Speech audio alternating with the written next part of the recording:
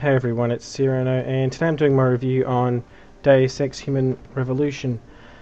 Now, this game's been a long time coming. The second game, people were quite disappointed with it, although I wouldn't really say it was a bad game, it just didn't live up to the previous one. The third one seems to combine elements of the first game and the second game.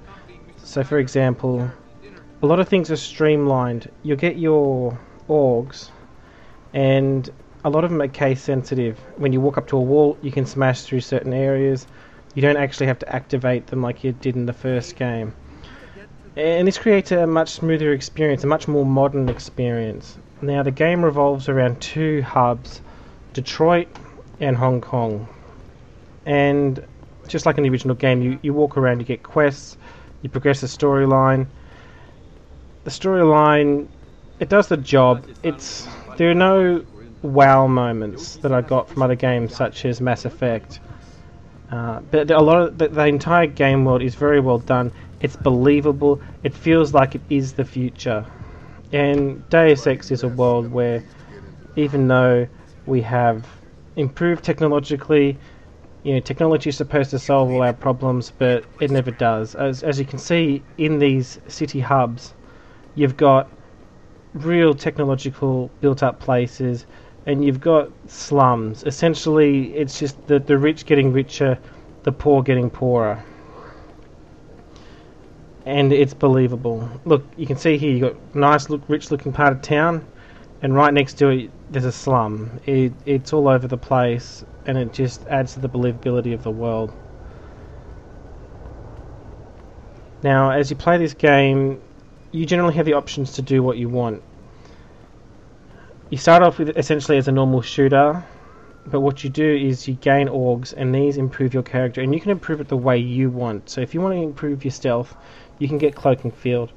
If you want to improve your gunslinging, you can get guns.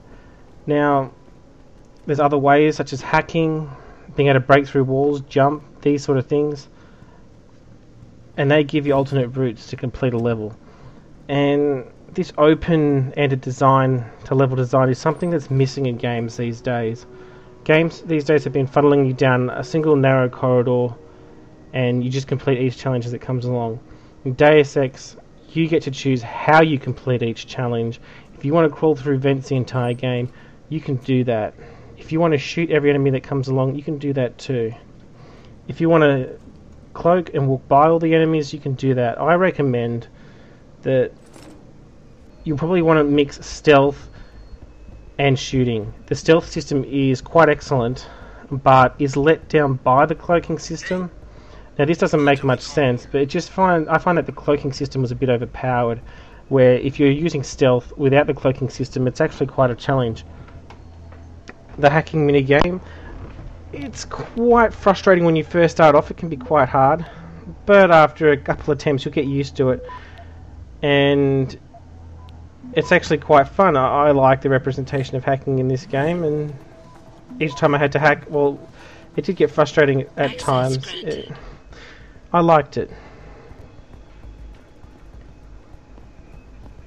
Now for combat, you pretty much got your first person shooter combat, and you've got cover based combat like Gears of War. Generally I use the cover based system because I always seem to try to stealth.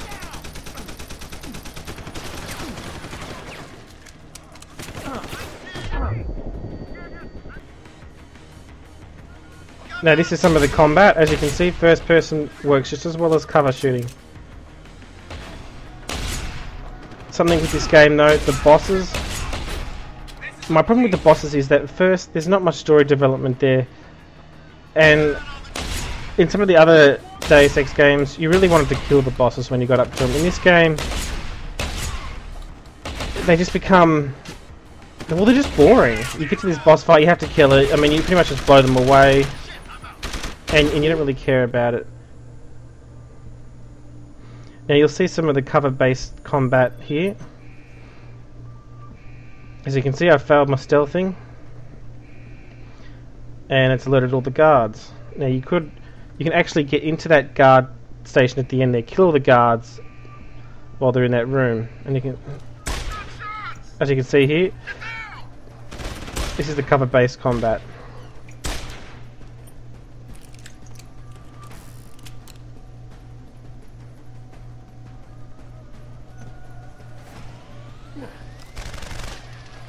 If you want a challenge in this game, you're definitely going to have to up the difficulty, because the lowest one definitely is the cakewalk. But it's good for beginners or anyone new to the series. One of the biggest letdowns I found in the game was the ending. It feels like they finished the game and then they just threw the ending on so they could ship it out.